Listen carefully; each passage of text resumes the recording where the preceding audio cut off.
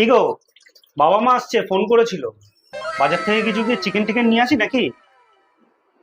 না না, এত রাত্রিবেলা তোমাকে আর চিকেন আনতে যেতে হবে না, ভাত ডাল আলু ভাজা রান্না হয়ে গেছে, এটাই খাইয়ে দেবো। এতদিন পর ওনারা আসছে, শুধু ভাত ডাল আলু ভাজা খাওয়াবে? আরে বয়স হয়ে গেছে, একটু বোঝো, ভাত ডাল আলু ভাজা খেলে শরীরটা ভালো থাকবে। ঠিক আছে, এতদিন পর আমার শ্বশুর শাশুড়ি আসছিল, ভাবলাম কিছু একটু ভালো মন্দ খাওয়াবো। ঠিক আছে, ভাত ডাল আলু ভাজাই খাই। কি আছে? আমার বাবা মা আসছে বলবে হ্যাঁ। তো এতক্ষণ ধরে, তাহলে একটু মাটন নিয়ে আসো, মাটন কষা আর পোলাও বানাই। এত রাত হয়ে গেছে, তুমি মাটন কষার পোলাও খাবে এই গরমে? ভাত ডাল আলু ভাজাই করো। তাহলে একটু চিকেন এনে দাও, চিকেন আর ভাত করি।